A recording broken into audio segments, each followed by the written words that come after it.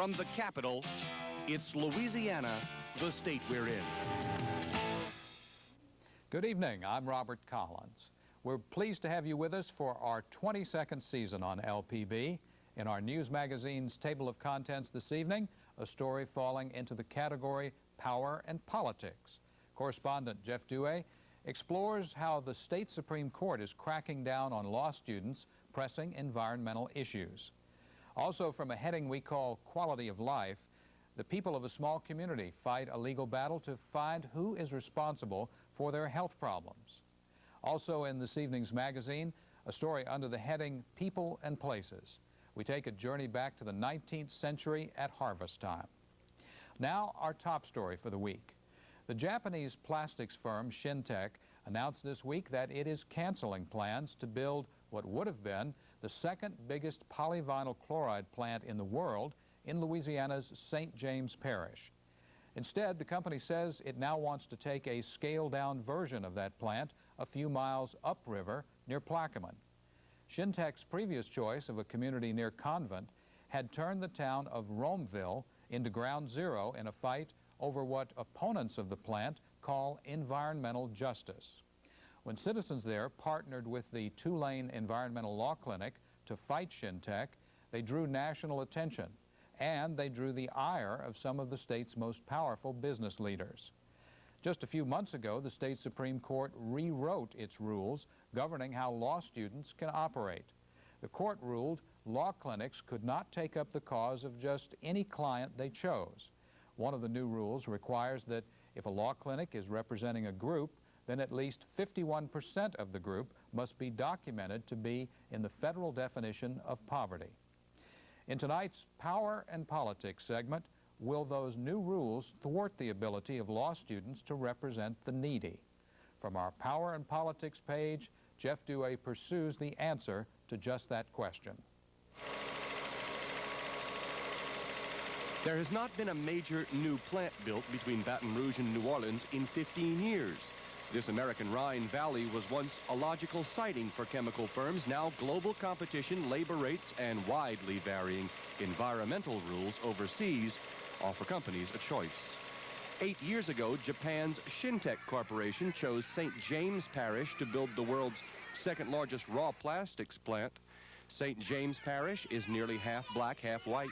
Until yesterday, Shintech wanted to build in Romeville, near Convent. It's majority black. Parish high school graduation rates, 3/4 in the area of the proposed plant. More people are less educated. Unemployment in this industrial river parish, still 11%. Around where the plant would have gone, 62%. So maybe the plant would have done some good, not so fast. What's been the reaction among some residents when they had considered questions of pollution? I wouldn't even bother to try. I wouldn't even bother to try to do nothing. They asked us for them other plants come up here, they asked us nothing. To me. And what can get that plant worse than the ones they already got? How many explosions they done had at them? Sometimes they have a warning saying that something has escaped. We got to stay in the house and all that, in the air and all that. We don't want an apology from the government in 15 years because of the Holocaust that are going on in our communities. This is environmental genocide at its worst. The citizens group that fought Shintech is made up of ordinary citizens with, they say, ordinary incomes that would not support hiring a lawyer. Last year, they could, however, afford the Tulane Env Law Clinic. That's not good for you, call us. The clinic is 25 students practicing to be lawyers by practicing law on behalf of people who cannot afford to fight big companies. In the case of Shintech, however, these students took on more than a Japanese plastics firm. They wound up taking on the governor, the Secretary of Economic Development, the Department of Environmental Quality, Chambers of Commerce, and the Louisiana Association of Business and Industry. What they were trying to do is hold this plant up to the point where it's economically feasible not to come here, and they're going somewhere else, and Louisiana's going to lose a bunch of jobs. Governor Mike Foster, in an interview for this program, said he would take a look at Tulane's tax-exempt status and called on the school's alumni to review clinic activities. It's P-I-G-O-T. This group decides they're going to be the law themselves. It's almost like they are the vigilantes out there doing this on their own, and I don't think it's right. This summer, business backers asked the state Supreme Court to review the rules under which environmental and other law school clinics operate. In a June decision, the court stunned law students and teachers like Tulane's clinic director, Robert Kuhn. For 20 years, the clinics have been representing working class families, working poor, people who might not be on public assistance, but surely by no stretch of the imagination do they have the thousands and thousands of dollars lying around to hire attorneys when they get in a legal problem. The new rule severely restricts the individuals that clinics can represent and requires those individuals to demonstrate that they meet the very strictest poverty guidelines in America. And so not only is it not simply a clarification of the rule, it's also a restriction that is more severe than any other state in the country. And on the issue of group representation, for years clinics have been representing nonprofit community organizations on issues relating to consumer issues, environmental issues, civil rights issues. Never with any problem, clearly within the scope of the rule. And now the court has put a requirement of indigency on the members of the organization such that, quite frankly, I'm not sure whether more than at most one or two groups in the state might qualify. Sam LeBlanc heads the Chamber of Commerce for New Orleans and the River region. He says the Supreme Court is merely stressing existing law clinic rules. For instance, the dean of the Southern Law School has said, we can operate under these rules. So it's become, again, a controversial public relations, publicity, celebrity matter, more than anything else.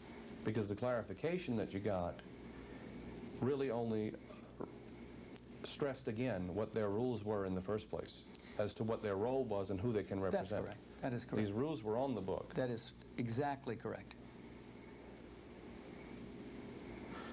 But you have to go and check the record to see. You have to see what was requested and what came out. And nobody's doing that. Nobody who has ever interviewed me has done that. And of course it's not going to be brought up by the law clinics, because if it was brought up by the law clinics, it would quash the controversy. And controversy is what is wanted, unfortunately. Instead of progress in getting people jobs and improving the economic situation in our state and perforce the educational situation, they're satisfied with controversy, to have it on TV, to have it in the newspapers, to keep it going. While environmentalists decry it all as political kowtowing to industry, a fierce election is underway for a term on the Supreme Court. A 25-year incumbent, Chief Justice Pascal Calagaro, has been a fighter for pro bono representation of indigents and the poor. Curiouser and curiouser, his critics say, is the court's unanimous decision concerning whom the law clinics may represent. Calagaro says if you think the court is buckling down on the clinics, you should see the list of clamps business and industry wanted to employ, but his court denied. I think they wanted about 10 different propositions considered. One, they would have required balanced representation of government, small business, and environmental interests by student attorneys. No, you Which would obviously be a conflict of interest. You can't do that. We told them no. They wanted to compel regular communication with the client and representation of the client above those of the student attorney or law clinic, because they suspected there was an agenda in a clinic unrelated to the real disaster. No, we don't make other lawyers come up and tell us how they're communicating with their clients. They wanted to require screening and approval of matters undertaken by law clinics to see to some supervisory group. Well, we said no, the law clinics can handle their own business. They wanted to say that the student would be the primary spokesperson at all hearings and the professor can't open his mouth. No. If you can have adequate representation in a clinical circumstance, the professor can handle the case entirely if he chooses. We turned him down on 7 or 8 different situations. What we did, however, was find that under the rule that existed, there was not, it was simply not being complied with. I think to suggest that this is just a clarification is not just wrong, it's disingenuous. They knew exactly what they were doing. They were rolling back the availability of legal assistance to working families in the state. What does it do to your client base when they have to prove their incomes? Because part of the ruling is that 51%, not just a majority, but 51% have to be at a certain federal cutoff for impoverished or indigent incomes. I think that when we make it a condition of someone to participate in a public debate that they have to reveal their income, we have clearly sent a signal that we don't value community participation, and we have also surely engaged in a requirement now that will chill participation or scare people away. Because you can imagine anyone, if you were thinking of joining an organization for some civic purpose or political purpose or social purpose, and they sent you back a form and said, you know, we'd be glad to have you as a member, but you need to reveal your income to us. I think there are very few people that would then go forward joining that group. Is it possible there is in this state an alliance between business development, the chamber, and government that doesn't want any obstacles, that doesn't want these students throwing up roadblocks to economic development? I don't think that in some instances the Tulane Environmental Law Clinic has really gone out to protect the environment. I think they've gone out to make a name for themselves, to stop anything, period, for whatever reason. We did not ever, and I'm going to make this clear, we have never attempted to have any clinic, the Tulane Environmental Law Clinic or any environmental law clinic, stop from having the laws enforced. Never. Quite the contrary. We support that because it's good for everybody. It helps to create jobs. It helps to clean up the environment. I think that they don't understand two things. One is that the ruling that the Supreme Court issued affects, in the end, all of us, because all of us at some point or other may need an attorney, or all of us at some time or the other surely would identify with someone, whether they're a family member or a friend or a co-worker who also needs a legal assistance and who now can't turn to a clinic. I also think that the thing that isn't being understood is that the ruling of the court is directly contrary to what lawyers are taught. Lawyers are taught... And swear to do. And swear to do. And lawyers are taught and swear to try to advance the availability of legal services to those who can't afford it, and to ensure that legal representation is not denied someone simply because they may adopt a position that's unpopular or subject to disapproval. And unfortunately, that's exactly what's been happening in Louisiana. Now in our quality of life section, a follow-up to an ongoing LPB investigation into oil field